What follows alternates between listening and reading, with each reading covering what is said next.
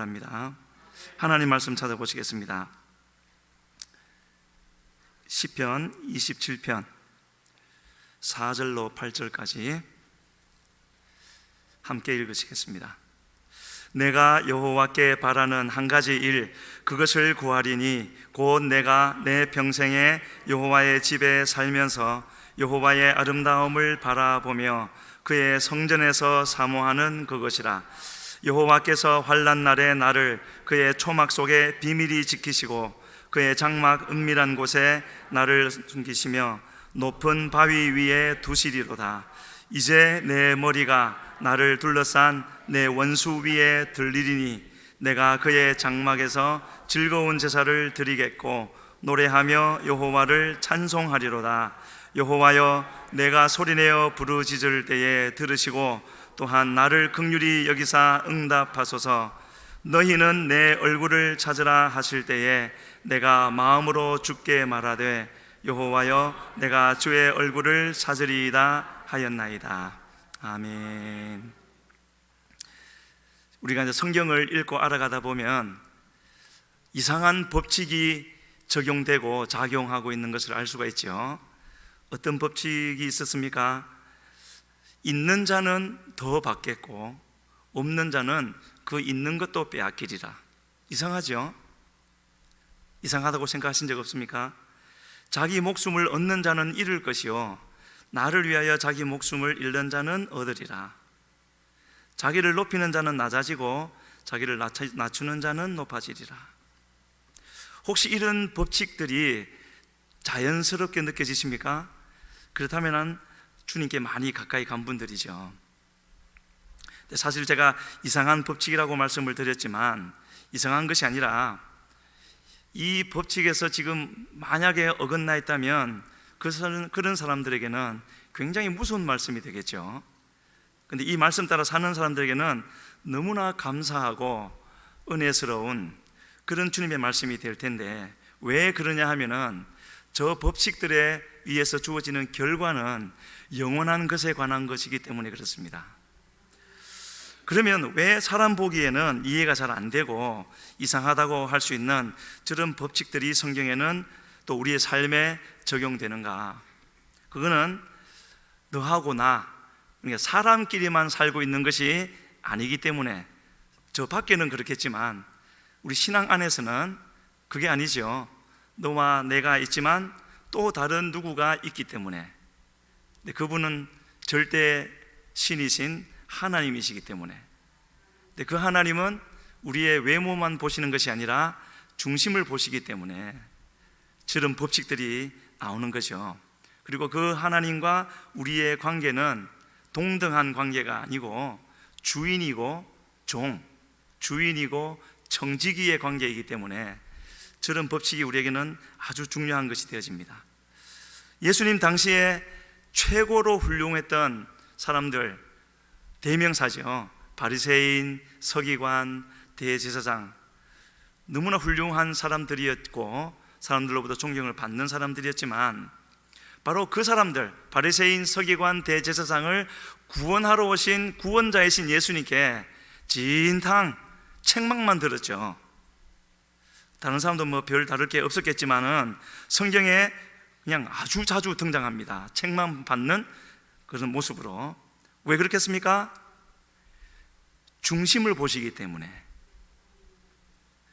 그 사람들의 외모를 보신 것이 아니라 중심을 보시기 때문에, 그리고 그들을 사랑하셨기 때문에 그렇게 책망하신 것을 볼 수 있는데, 그들을 향하여서 악하고 음란한 세대라고도 하시고, 심지어 마태복음 23장에 가면은 화 있을 찐저라는 말을 7번이나 하시죠.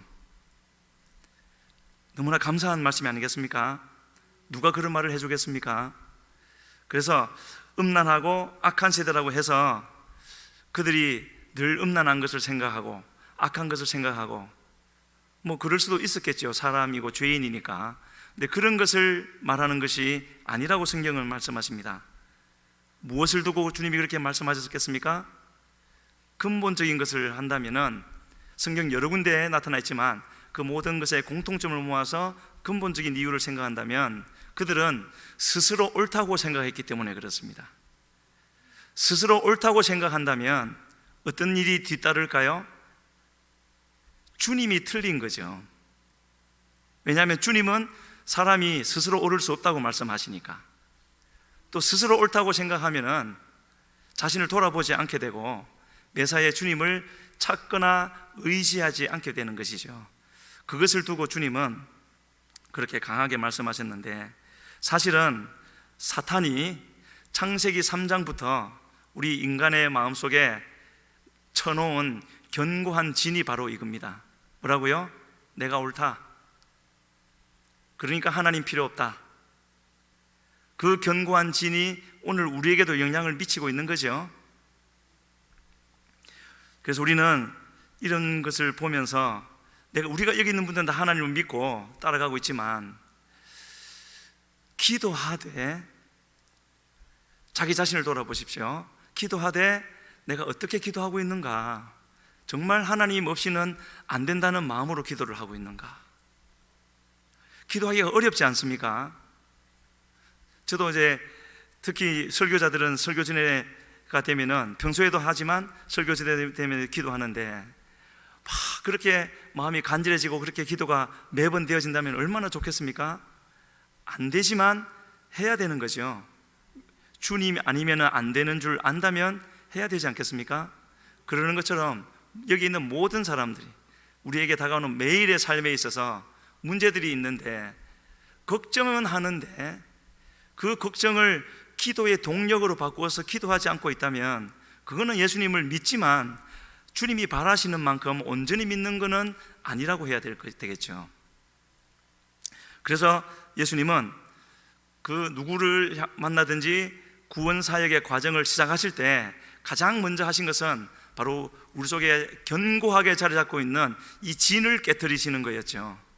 그래서 어떤 사람들을 향해서는 독사의 자식들아, 그렇게도 말씀을 하시고, 자기를 부인해야 될 것이라고, 자기 십자가를 져야 될 것이라고요. 주님을 따라가려고 애써 본 사람은 알 겁니다.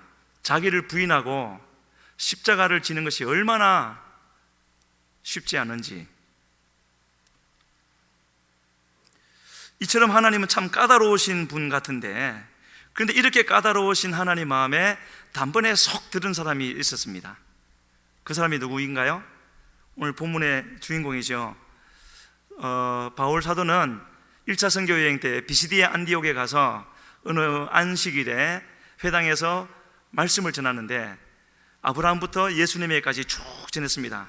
그 중에 다윗 얘기가 나왔는데, 바로 다윗을 이렇게 말을 하고 있죠. 사도행전 13장 22절에 우리 같이 읽겠습니다.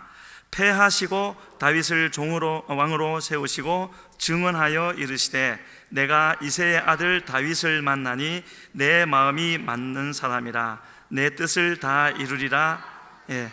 다윗을 만나니까 어쨌다고요? 내 마음에 맞는 사람이에요. 이전 성경에는 내 마음에 합한 사람이라. 그런데 하나님 마음에 맞는 사람이 되니까 그 다음에 뭐가 붙어 있습니까? 하나님 뜻을 다 이루신대요.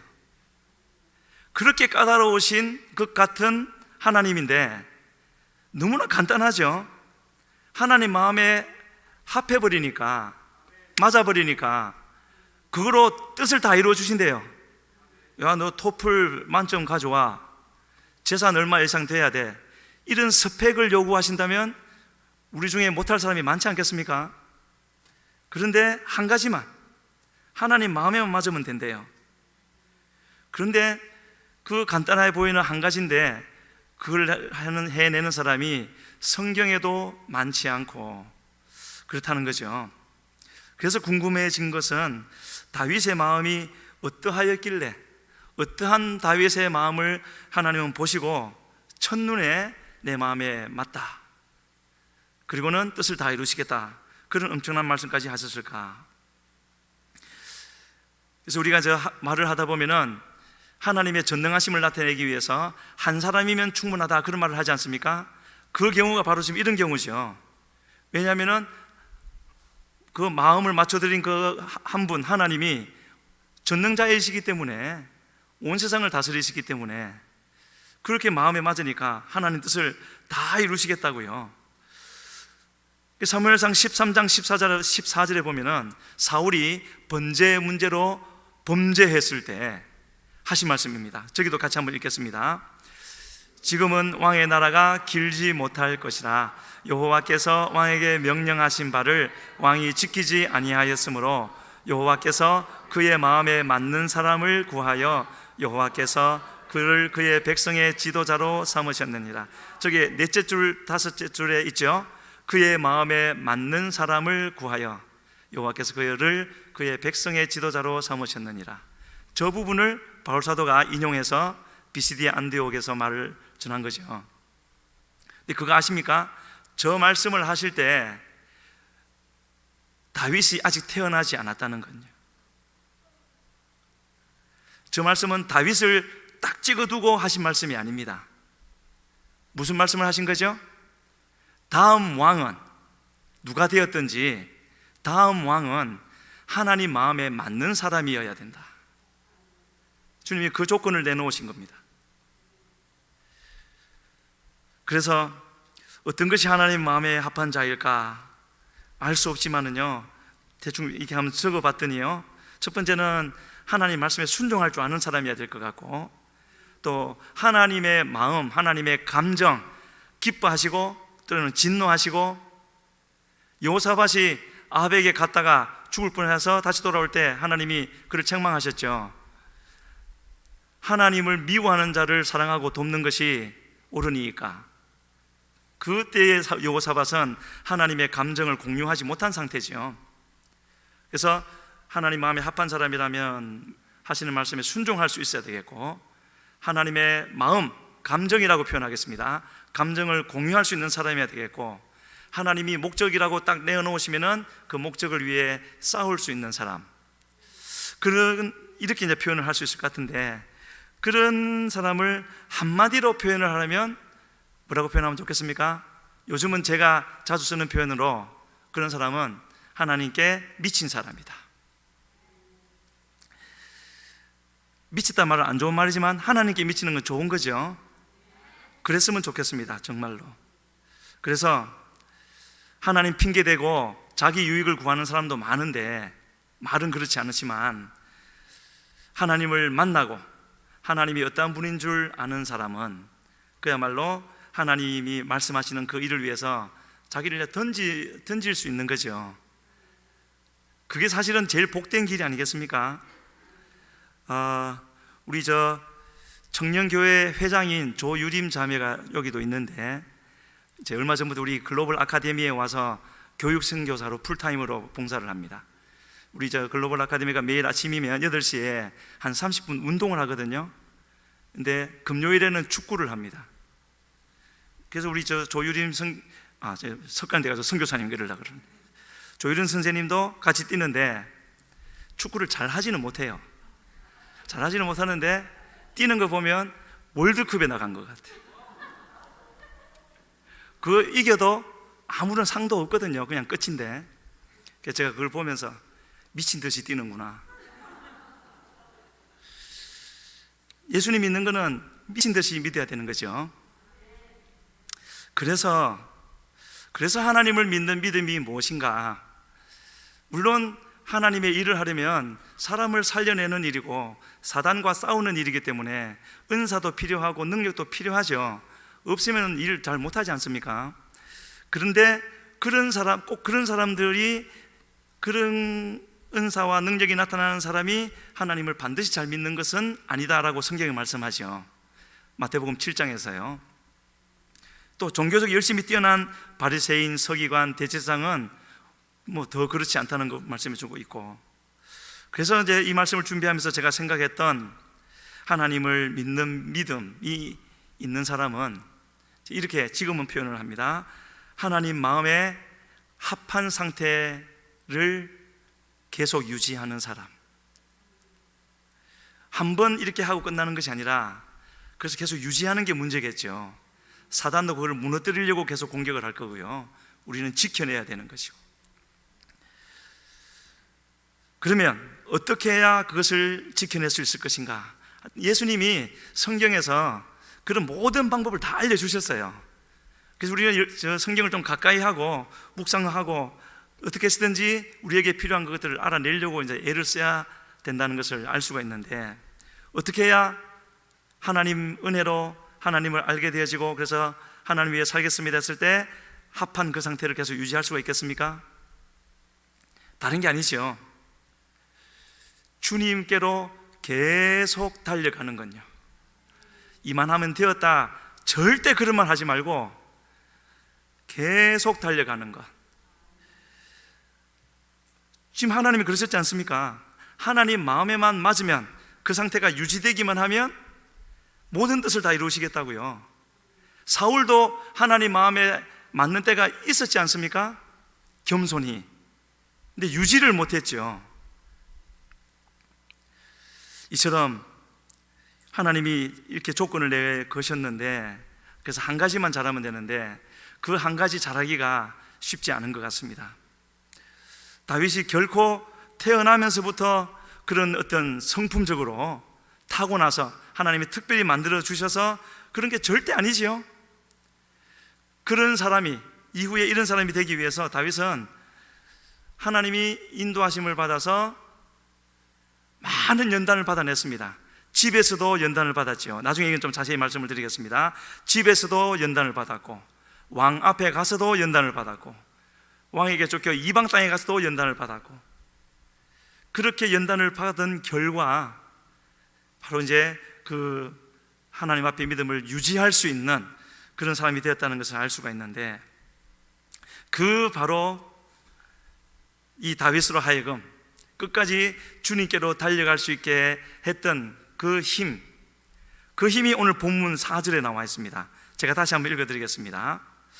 내가 여호와께 바라는 한 가지 일, 그것을 구하리니 곧 내가 내 평생에 여호와의 집에 살면서 여호와의 아름다움을 바라보며 그의 성전에서 사모하는 그것이라. 내가 여호와께 바라는 한 가지 일이 있다 그러죠. 우리 성도님들에게는 이 한 가지가 있습니까? 다른 세상에 바라는 것, 권세 많은 자에게 바라는 것이 아니라 여호와께 바라는 한 가지, 우리가 하나님께, 우리를 구원하실 전능자이신 하나님께 바랄 일이 한두 가지겠습니까? 쭉 적을 수 있겠죠. 하지만 그 목록 맨 위에 있는 걸 말하는 겁니다. 그 한 가지 일을 다윗이 구하겠다고 하는데, 그것이 뭐라고요? 너무나 좀 평범하지 않습니까? 내 평생에, 천국 가면 지겨울 거라고 말하는 사람도 있죠. 늘 찬양만 하면. 지금 그런 식입니다.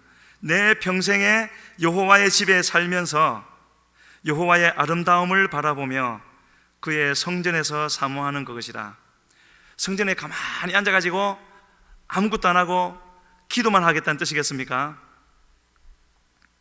삶의 모든 순간마다, 때로는 뭐 직장 일도 하고 무슨 일도 하고 밥도 짓고 뭐도 하고 하겠지만, 그 순간순간에 그 일 자체에 매달리는 것이 아니라 함께 하시는 하나님의 아름다움을 바라보고, 그리함으로 닥치는 어려움들도 견뎌내고 주님이 주실 상, 하나님의 아름다움을 더 누리는 것, 내 속에 더 채우는 것, 그거 하겠다는 것 아니겠습니까? 그래서 여기서 이제 여호와께 바란다고 했기 때문에요, 아마도 그럴 겁니다. 다른 이 세상에서는 할 수 없는, 오직 하나님만 하실 수 있는 그것을 구한다고 했는데, 아마도 이 다윗은 그것이 늘 있어서 그가 말했던 삶의 단계에서 나타나는 그 과정에서 잘 통과하고 이겨나갔던 것 같습니다. 어떤 일들이 있었죠? 집에서 연단 과정에는 한 번은 양들을 지키는데 곰이 올 때도 있었고 사자가 올 때도 있었다 그랬죠. 당연히 도망가야 되지 않겠습니까? 양 한 마리 지키려다가 자기가 죽을 수도 있는데 왜 그렇게 했겠습니까? 하나님께 충성하는 거죠. 뭐 더 이상 어떻게 설명은 드릴 수 없지만, 또 사울에게 쫓길 때에도, 이 부분도 나중에 말씀드리겠지만 다른 게 아니죠. 사울만 봤다면은 그렇게 하지 않았을 겁니다. 하지만 하나님을 바라봤기 때문에 보통 사람은 할 수 없는 그런 일들을 했고, 계속 그의 삶이 그랬죠. 심지어는 사단의 치명적인 공격을 받아가지고 모든 것을 잃어버릴 수도 있는 이 바세바를 범한 사건 때도 그는 급히 마음을 돌려서 바로 늘 바랬던 이 한 가지, 그에게 있어서 가장 중요했던 하나님의 아름다움을 바라보기로 그렇게 결정했던 것을 볼 수가 있습니다. 그 모습을 시편 51편 11절 12절에서 이렇게 표현을 했죠. 잘 아시는 구절이지만 우리 같이 한번 읽어보겠습니다. 나를 주 앞에서 쫓아내지 마시며 주의 성령을 내게서 거두지 마소서.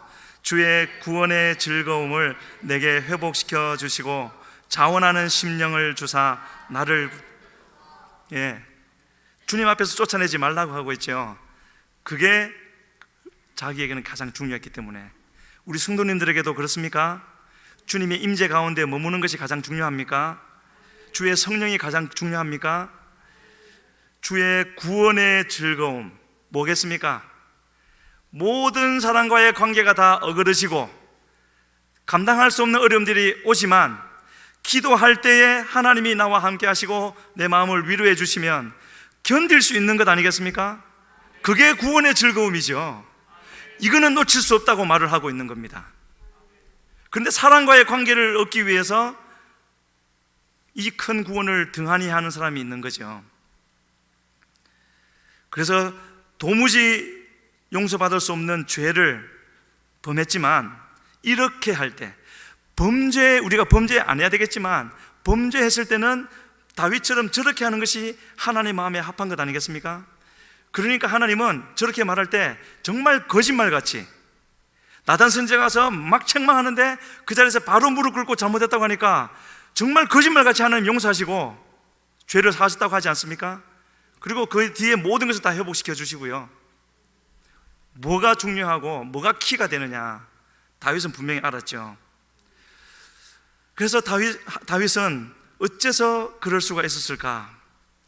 그게 바로 다윗과 사울의 차이였을 것 같고, 다윗과 하나님 마음에 합하지 않은 사람들이 많이 있다면 그 모든 사람과의 차이점이 아니었겠는가 생각하게 되어졌는데, 무슨 차이가 있었겠습니까? 다윗은 성경 전체에 기록되어진 내용을 놓고 볼 때 그 한두 번의 바세바를 범했을 때, 인구조사했을 때 이 두 번 빼고는 성경에는 범죄한 기록이 없지 않습니까?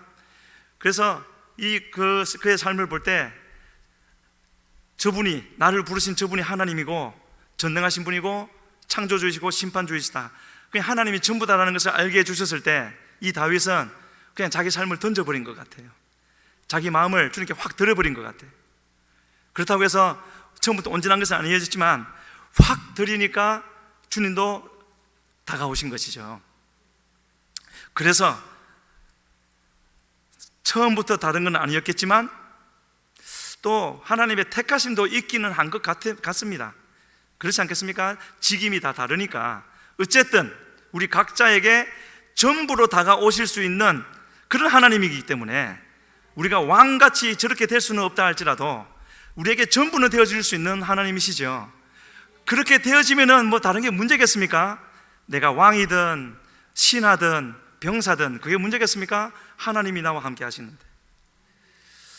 그래서 그렇기 때문에 이 다윗은 양을 지키기 위해서 그 양 한 마리 지키려고 곰하고도 싸우고 사자하고도 싸우고, 싸운 것이 아니라 싸워서 이겼죠. 수염을 잡고 싸웠대요, 사자하고. 어떻게 그럴 수 있을까요?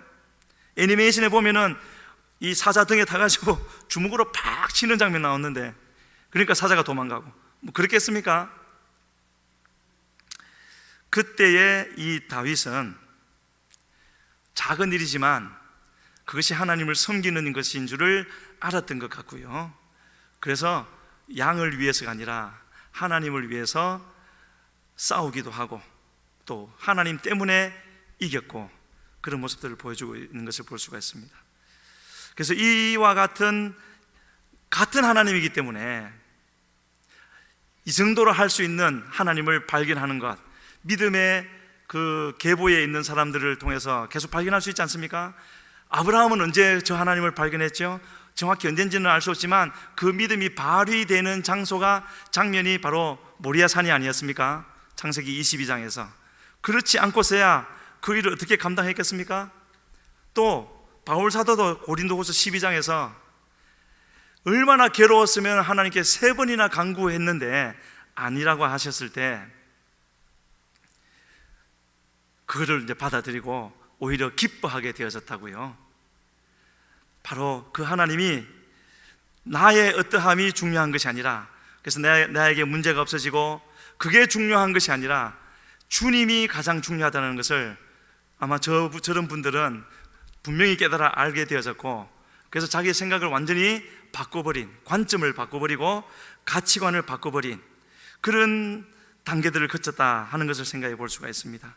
이처럼 여기서 여호와의 아름다움이라고 표현되어진 그 하나님의 은혜가 다윗의 마음을 완전히 사로잡아 버렸고요, 정복해 버렸고, 그 길로 계속 이 다윗은 달려갔던 것을 볼 수가 있는데, 그런 마음이 표현되어진 또 한 곳이 역대상 23장에 보면은요, 하나님의 전, 아직 성전도 없지 않습니까?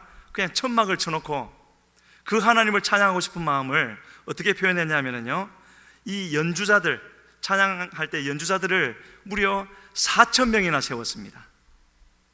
그리고 이 노래하는 성가대는요 288명. 지금 여기 앉아 계신 분 다 합해도 100명 안팎 될 텐데요, 288명을 세워서 누구 들으라고 했겠습니까? 그러한 마음이 하나님께는 그대로 직통으로 전달이 되겠죠. 그러한 이 다윗의 예배를 얼마나 하나님이 기뻐하셨던지요, 지금 다 나눌 수 없겠지만 아모스를 통하여 말씀하시고 바울 사도를 통하여서 이루신 사건, 이러한 예배가 회복되어지기만 하면은 구원의 역사가 크게 일어날 것이라고 주님이 그렇게 말씀하셨습니다. 그래서 우리에게도 소망이 있는 겁니다. 우리 교회 전체가 좁혀서 내가 하나님 앞에 하나님이 이렇게 기뻐하실 예배를 드리기만 한다면 하나님은 일을 이루시는 것이죠. 그렇기 때문에 우리는 다 걸고 하면 갈 수 있지 않겠습니까? 이 시편 27편 4절에 내가 여호와께 바라는 한 가지 일, 그것을 구하리니, 여기 개역 개정에서는 바라는 한 가지 일, 그것을 구한다고 했는데, 바라는, 그렇게 하니까 지금 바란다는 느낌 아니겠습니까? 근데 개역 한글에는 뭐라고 했냐면은 내가 여호와께 청하였던 한 가지 일, 이전 언젠가부터, 지금 막 시작한 것이 아니라 이전에 얼마인지는 알 수 없지만 이전부터 마음속에 소원으로 가지고 있던 그것을 지금도 구하겠다는 거죠. 끊임없이. 그래서 이 10대 때의 다윗은요, 아무도 알아주는 이가 없었죠. 알아주는 이도 없고 챙겨주는 이도 없고, 그랬지만 그는 그 들판에 있으면서 하나님께 이런 사랑의 노래를 불러드렸던 것 같습니다. 27편을 그때 썼다는 말이 아닙니다. 27편은 나중에 통일왕국의 왕이 되고 나서 쓰는 것이지만, 그때에도 그냥 하나님을 찬양하는 그 사랑의 노래를, 하나님 보시기에 이 땅은, 우리도 이제 겪어가다 보면은 그거 많이 느끼지 않습니까? 하나님을 안 믿는 사람은 말할 필요도 없고, 믿는 우리끼리도 이 우리의 타락한 심령이 빨리 회복되지 않아서 주님께로 확 가버리면 좋은데, 그렇게 되지 않아서 서로 상처를 주고 죄 아래에 가고 또 죄를 짓고 그러지 않습니까? 하나님을 믿는 우리지만요. 그래서 하나님이 보시기에 이 땅은 정말로 어둡고 캄캄하고 죄로 오염돼 버린, 쳐다보기도 싫은 그런 곳일 텐데, 그런 곳에서 캄캄한 가운데 반짝 빛나는 작은 빛같이 다윗이 들판에서 양들과 있으면서 그런 하나님을 향한 마음을 보여드릴 때 하나님 마음이 얼마나 기쁘고 반가운 충격으로 다가왔겠습니까? 그래서 성경에 보면은 가끔씩 이런 수준의 믿음을 가진 사람들이 있는데, 그런 사람들을 볼 때 하나님은 이렇게 말씀을 하시죠. 내 믿음이 크도다. 이스라엘에서도 이만한 믿음을 내가 만나보지 못했다. 그렇게 말씀하셨던 것 같습니다. 그리고 예수님도요, 요한복음 8장 29절에 보면은 이렇게 말씀을, 감사합니다. 같이 읽겠습니다. 나를 보내신 이가 나와 함께 하시도다. 나는 항상 그가 기뻐하시는 일을 행함으로 나를 혼자 두지 아니하시는. 나를 보내시니 하나님이죠. 우리 주말 할 수 있습니까? 하나님이 나와 함께 하신다. 그냥 바래서가 아니라 확신해서요. 예수님은 왜 그렇게 말씀하십니까? 나는 항상 그가 기뻐하시는 일을 한대요. 우리에게도 하나님이 알려주시는 일이 있지 않겠습니까? 만 가지가 아니라 그 순간에는 딱 한 가지 아닙니까? 그 한 가지를 이렇게 할 것인가 저렇게 할 것인가, 그 중에서 하나님을 기뻐하시는 일을 하겠다는 거죠. 그렇게 했기 때문에 나를 혼자 두지 아니하신다고요. 저 삶이 바로 저 마음이 다윗의 그 마음이었을 것 같고, 그렇게 살았기 때문에 다윗은 결국 30세에 남유다의 왕이 되고 70세에 생을 마칠 때에도 왕으로서 마치게 되어졌죠. 그렇기 때문에 우리가 어떻게 살아가야 될 것인가 하는 거 분명히 우리에게 알려주시는데, 이 다윗이 발견했던 여호와의 아름다움을 이렇게 표현할 수도 있을 것 같습니다. 하나님은 그 마태복음 13장에 나오는 밭에 감추인 보아에서도 그렇게 말씀을 하셨죠. 공개된 비밀, 누구에게나 공개되어져 있지만 얻는 사람은 다는 아니다. 이렇게 보물찾기 하듯이 분명히 어디에 있는데 숨겨놓고 찾으라는 거죠. 찾는 사람은 찾는 거죠. 그래서 성경은요, 그거를 있는 줄을 발견하는 사람이 적을 것이라고 그랬습니다. 참 안타까운 일이죠. 안타깝고 경각심을 가져야 되는 바로 그런 말씀이 되어지는데, 무슨 말씀을 주님이 하시는 것 같습니까? 하나님은 우리를 이제 구원해 주시는 건데, 구원해 주신다 말은 한순간에 거듭나는 것이고요, 그 뒤로도 우리를 얼마든지 하나님은 기꺼이 우리를 변화시켜 주셔서 육에 속한 사람이 아니고 영에 속한 사람이 되어져서 하나님의 그 아름다움을 누리면서 전하는 사람으로 만들어 주시려고 하는데, 그렇게 되기를 기꺼이 원하는 사람만 해주시겠다라는 거죠. 그렇게 되기를 원하십니까? 그거를 어떻게 표현하고 계십니까? 하나님이 나를 바꿔주시기를, 하나님 마음에 합한 자가 되기를 원합니다 하는 그 소원을 어떻게 표현을 하고 계십니까? 그런 마음이 우리 속에 있다면요, 절대로 그냥 우리 속에만 머물러 있지 않고 겉으로 드러나기 마련이죠. 어떤 남녀가 서로 사랑하면은 감춰지지 않지 않습니까? 그냥 표정에서도 나타나는 법이고요, 나타나게 되어져 있는 것이죠.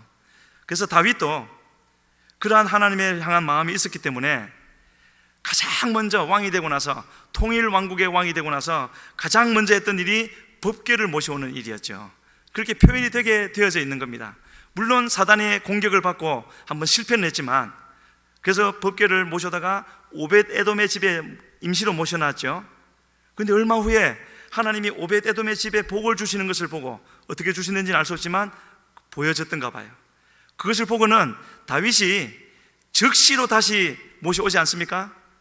이처럼요, 그 장면만 보더라도 다윗은 하나님의 일거수일투족에 촉각을 세우고, 이렇구나 하고 그렇게 살았던 모습인 것을 우리에게 말해주고 있고요, 법궤 그 자체가 중요해서 그런 것이 아니지 않습니까? 이때의 다윗은 법궤를 만들 수 있는 금 수십 개도 만들 수 있는 분량이 있었죠. 근데 법궤라는 그 도구를 말하는 것이 아니라 하나님의 임재를 원한 것이었기 때문에 바로 그렇게 했던 것을 볼 수 있고요, 그 마음을 역대상 13장 3절에서는 이렇게 표현을 했습니다. 같이 읽겠습니다. 우리가 우리 하나님의 궤를 우리에게로 옮겨오자 사울 때에는 우리가 궤 앞에서 묻지 아니하였느냐. 사울이 왜 실패했고 자기는 절대로 실패하지 않기를 원한다는 마음을 저렇게 표현한 거죠. 사울 때에는 우리가 궤 앞에서 묻지 아니하였느니라. 우리의 가진 판단력과 어떤 결정을 가지고 어떤 일들, 우리에게 다가오는 일들 얼마든지 해낼 수 있겠죠. 사람 보기에는 또 멋지게 깔끔하게 할 수 있을 겁니다. 하지만 하나님의 뜻을 묻는 것은 또 다른 일이죠. 때로는 하라고 하실 것이고 때로는 하지 말라고 하실 것이고요.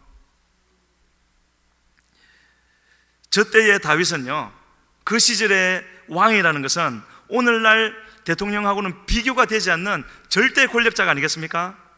그 말은 이 다윗의 마음을 뺏어갈 수 있는, 다윗이 그 마음을 놓쳐버릴 수 있는 그런 세상에 좋은 것들이 얼마나 많이 있었겠습니까? 왕이기 때문에. 그러는 가운데서도 오직 자기의 시간과 마음을 주님께로만 집중해서 간 이것이 하나님 보시기에는 너무나 컸던 것이고요, 그런 사람이 없었기 때문에 오늘날은 어떻겠습니까?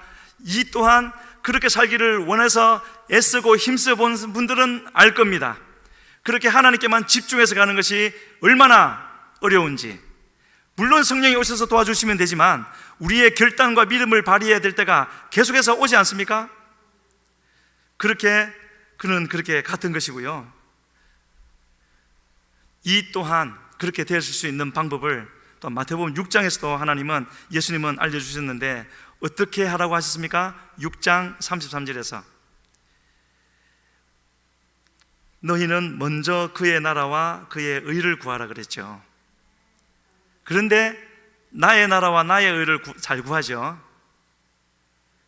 그렇게 하나님의 나라와 의를 구하면은 이 모든 것을 대해준대요.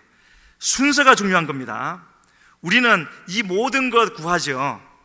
근데 하나님은 먼저 하나님의 나라와 의를 구하라고 그렇게 말씀하고 있는 것이, 이 순서가 뒤바뀌기 때문에 안 되는 거죠. 하나님의 나라를 먼저 구하기만 하면 주님은 반드시 모든 것, 우리에게 필요한 것, 이 땅에서 필요한 것을 주신다고 하고 있는데 우리는 바로 이 순서를 바로 잡아야 될 줄로 믿습니다. 다윗뿐만 아니라 이 자리에 있는 우리 모두가 하나님이 태초에 우리를 계획하시고 창조할 때부터 바로 이 다윗이 구했던 그 한 가지 일, 여호와의 아름다움을 구하고 우리 속에 채우고 그리고 그것을 전하는 자로 살도록 정해져 있는 것 아니겠습니까? 그것을 이루는 것은 하나님의 은혜로 되는 것이지만 우리가 그것을 찾아야 되는 것이죠. 찾는 그 사람에게는 모두에게 다 이루어 주시겠다고 말하고 있습니다. 그래서 지금은 이 다윗의 삶을 크게 5 부분으로 나눠서, 시간이 벌써 많이 갔지만 간단하게 말씀을 드리겠습니다. 우리의 삶에도 이런 단계들이 있을 수 있다는 걸 생각해 볼 수가 있는데, 첫 번째는요, 베들레헴. 다윗이 베들레헴에 살 때 아까도 잠깐 말씀드렸지만 작은 일에 충성하는 단계였죠. 양을 지키는 일, 심지어는 사자도 곰도 나타나는데 작은 일에 충성하는 그때였지만 중요한 것은요, 바로 이 기간에 왕으로 부르심을 받았다는 것이요. 작은 일에 충성하고 있을 때. 그래서 하나님은 이 기간을 통해서 다윗이 하나님을 사랑하는 예배자로서 준비되어지기를 원하셨던 것 같고요, 그 다음에는 기브아라는 곳으로 옮기지요. 사울의 왕궁이 있었던 곳. 거기서 이 다윗은 세상에서의 출세가 뭔지를 느꼈지요. 이새의 아들에서 사울의 병기든 자로. 얼마나 고속 승진했습니까? 야, 하나님을 믿으면 이런 일도 있겠구나. 한 18세에서 23세 정도, 약 5년 동안 그런 기간이 있었고요. 그리고는 아둘람만 있었다는 것이 아니라 이제는 이 왕인 사울에게서 쫓기는 시절을 말하는 거죠. 여기서는 죽을 고비를 여러 번 넘기기도 했는데 이 기간은 한 7년 동안 혹독한 시절을 보내면서, 그러면서 이 다윗이 하나님 안에서의 자신의 정체성을 확립한 것이 아니겠는가. 그 자세한 내용은 성경을 꼭 읽어보시길 바랍니다. 그래서 아마 이 시기에 다윗은 하나님 아니면 나는 정말 아무것도 아니구나 하는 것을 분명히 깨달아 알았고요. 그 다음은 헤브론이지요. 사울이 죽으면서부터 시작되어지는 다윗이 30세 얘기인데, 그때의 사무엘하 2장 1절에서 보면은 그때 상황을 이렇게 말하고 있습니다. 사울이 죽고 다윗이 하나님께 기도하죠.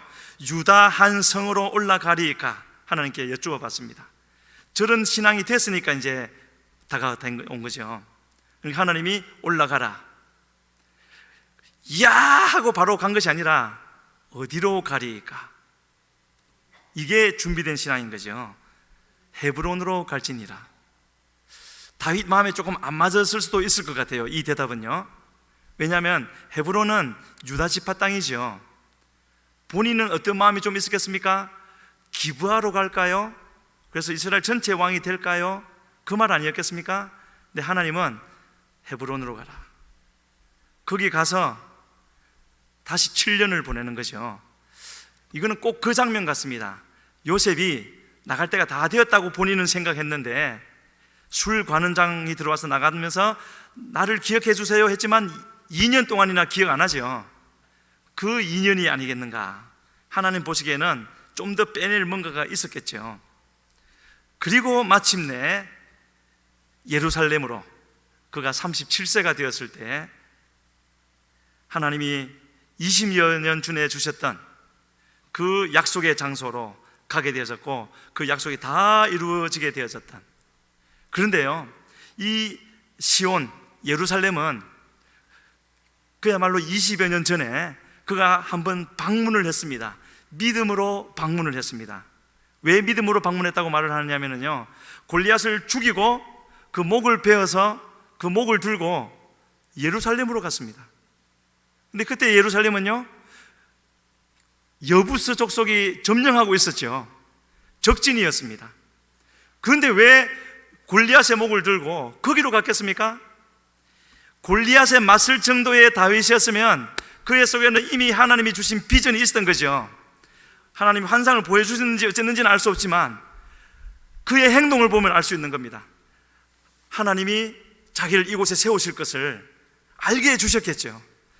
그래서 하나님 여기 왔습니다 하고 가서 깃발을 꽂는 그런 하나님 앞에 믿음을 보이는 그것으로 이 골리앗의 머리를 들고 갔고, 마침내 20년이 지나고 나서, 그래서 저도 이 말을 우리 글로벌 아카데미 아이들에게 전하면서 한번 나에게 주시는 말씀이 있다면 붙잡고 한번 기도해 봐라.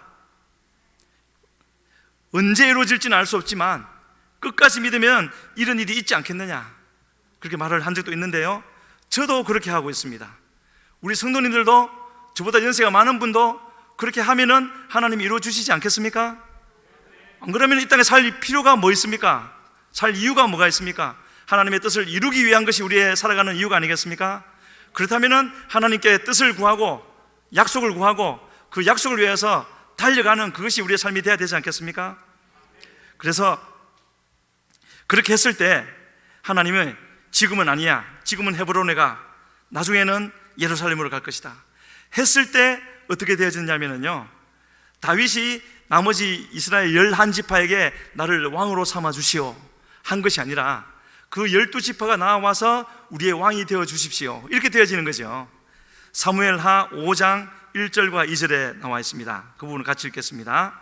이스라엘 모든 지파가 헤브론에 이르러 다윗에게 나와 이르되 보소서 우리는 왕의 한 골육이니이다. 전에 곧 사울이 우리의 왕이 되었을 때에도 이스라엘을 거느려 출입하게 하신 분은 왕이시었고 여호와께서도 왕에게 말씀하시기를 내가 내 백성 이스라엘의 목자가 되며 내가 이스라엘의 주권자가 되리라 하셨나이다 하니라, 이렇게 했습니다. 하나님이 행하시니까 얼마나 부드럽게 유연하게 그렇게 되어졌습니까? 그래서요, 하나님 나라 통치의 비밀은, 하나님은 변함이 없는 분 아니겠습니까? 하나님은 상수고 변수는 우리 인간인데 우리 인간이 어떻게 하느냐, 그러니까 하나님의 의를 선택하느냐, 나의 의를 선택하느냐, 내가 하고 싶은 대로 하느냐, 하나님의 뜻을 구하여서 하느냐, 이거에 따라서 하나님 통치가 나를 통하여 이루어질 건지 다른 사람을 통하여 이루어질 것인지 결정되어지는 것이죠. 이러한 것을 주님은 분명히 가르쳐 주시고 우리에게 알려주고 계시는 것입니다. 솔로몬은 그렇게 될 수 있는 약속을 충분히 받았지만 결국 자기 의를 선택해 버렸죠. 자기 뜻을 선택했습니다. 여호사밧도 그랬지 않습니까? 자기 수단으로 어떻게 해보려고. 그 장면이 역대상 28장 6절로 9절에 나오는데요, 다윗이 솔로몬에게 부탁하는 장면인데 그것을 지키지를 못했습니다. 같이 읽겠습니다. 내게 이르시기를 내 아들 솔로몬 그가 내 성전을 건축하고 내 여러 뜰을 만들리니 이는 내가 그를 택하여 내 아들로 삼고 나는 그의 아버지가 될 것임이라. 그가 만일 나의 계명과 법도를 힘써 준행하기를 오늘과 같이 하면 내가 그의 나라를 영원히 견고하게 하리라. 이제 너희는 온 이스라엘 곧 여호와의 회중이 보는 데에서와 우리 하나님이 들으시는 데에서 너희 하나님 여호와의 모든 계명을 구하여 지키기로 하라. 그리하면 너희가 이 아름다운 땅을 누리고 너희 후손에게 끼쳐 영원한 기업이 되게 하리라. 내 아들 솔로몬아, 너는 내 아버지의 하나님을 알고 온전한 마음과 기쁜 뜻으로 섬길지어다. 여호와께서는 모든 마음을 감찰하사 모든 의도를 아시나니 내가 만일 그를 찾으면 만날 것이요 만일 내가 그를 버리면 그가 너를 영원히 버리시리라. 모든 것을 약속해 주셨지만 그는 다른 것을 선택했고, 물론 나중에 회개는 했습니다. 하지만 왕으로서 누릴 수 있는 더 놀라운 영광과 그런 은혜들이 있었는데 누리지 못했던 것이지요. 처음에는 얼마나 놀라웠게 하나님이 허락하셨습니까? 길게 못 간 거죠. 그래서 하나님이 변하신 것이 아니라 내가 무엇을 선택하려 하는가, 하나님을 선택하는가, 내 수단을 선택하는가, 이렇게 달라질 수 있다는 것. 그래서 아마도 다윗은 그것을 알았던 것 같습니다. 하나님을 향한 자기의 사랑이 온전했겠습니까? 완전했겠습니까? 다윗도 여전히 죄인인데요. 하지만 부족하고 연약한 자기의 하나님을 향한 사랑이지만, 그러나 마음을 다 드리려고 할 때 하나님은 그 부족하고 연약한 사랑이라도 귀하게 여겨주신다는 것을 알았고 계속 드리면서 가기를 힘썼던 것을 볼 수가 있습니다. 그래서 누구보다도 하나님의 친밀함을 더 누렸던 다윗인 것을 볼 수 있는데, 마지막 부분에서 하나님은 이렇게 말합니다. 오늘 본문 끝에서 뭐라 그랬죠? 다윗이 하나님께 뭔가를 기도하니까 그 기도하는 다윗에게 하나님이 뭐라 그러십니까? 먼저 하나님의 얼굴을 구하라. 기도 제목은 다른 게 있었지 않겠습니까? 그런데 하나님은 그에게 먼저 하나님의 얼굴을 구하라. 이런 기도 제목 이렇게 돼야 됩니다 하는 그거 잠시 옆에 두고 하나님을 원합니다. 하나님을 더 알기를 원합니다. 이거는 잠시 잊어버리고요, 자신을 하나님께 더 가까이 갔을 때 하나님은 이것도 들어주시는 거죠. 왜 그렇게 하시겠습니까? 하나님은 먼저 이 세상 것 때문에 마음이 분주한 이 다윗의 마음을 먼저 만져주셔서 마음을 자유하게 하시고 평안하게 하시고, 그래서 온전히 주님을 바라보면 이 문제도 해결해 주시는 거죠. 그것이 바로 이 모든 것을 다해 주신다는 그 말씀의 뜻이 아니겠습니까? 그래서 다윗은 그러한 은혜를 맛보았기 때문에 바로 그 한 가지 일, 여호와의 아름다움을 끝까지 찾기로 했고 그 믿음을 계속 찾아 나갔던 것을 보여주고 있는데, 그래서 우리가 아는 다윗이 있었다라는 것. 그렇다면 우리도 하나님은 그런 다윗과 같이 이 시대에 우리를 세워주신 그곳에서 그런 사람으로 만들어 주시기를 원하는데, 내가 하나님의 여호와의 아름다움을 구하여 나아가기만 하면 하나님은 우리를 세워주신 곳곳에서 그렇게 세워주심으로 참 눈을 들어보면 염려가 되고 걱정이 되는 그런 이 시대의 흐름이지만 걱정할 것 없지 않겠습니까? 내가 믿는 하나님이 가장 높으신 하나님이신데 우리가 그것을 못 믿어드려서 걱정이 되고 염려하는 것이지요. 하나님 언제나 믿어드리기만 하면 반드시 우리로 이기게 하시고, 시대가 바뀌지 않더라도 나는 그 시대를 거슬러 이기게 하시고 나를 통해서 하나님의 뜻을 이루게 하시는 그 하나님이 우리의 하나님이 되게 해주시겠다고 말씀하고 있습니다.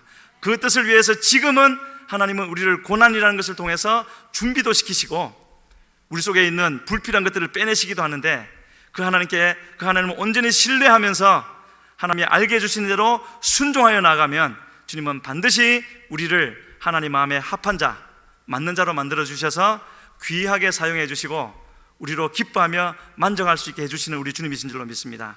이 시간에 그 하나님께 기도하시겠습니다. 하나님, 나도 다윗과 같이 하나님의 아름다움을 구하는 것이 가장 귀중한 일인 줄로 알고 그것을 구하는 자 되기를 원합니다. 그리함으로 그 아름다움을 누리는 자 되기를 원하며, 그리함으로 내게 다가오는 모든 문제도 문제로 여기지 않게 하여 주시고 오히려 나를 괴롭히는 사람들을 다 변화시키며 주님께로 인도하며 할렐루야 주님께 영광을 돌려드리며 주님께로 힘써 달려갈 수 있는 그러한 삶을 살기를 원하오니 주여 이 시간 약속하신 대로 허락하여 주시어서 우리로 주님을 발견하여 알게 하여 주시옵소서. 주여 부르시고 기도합니다. 주여 아버지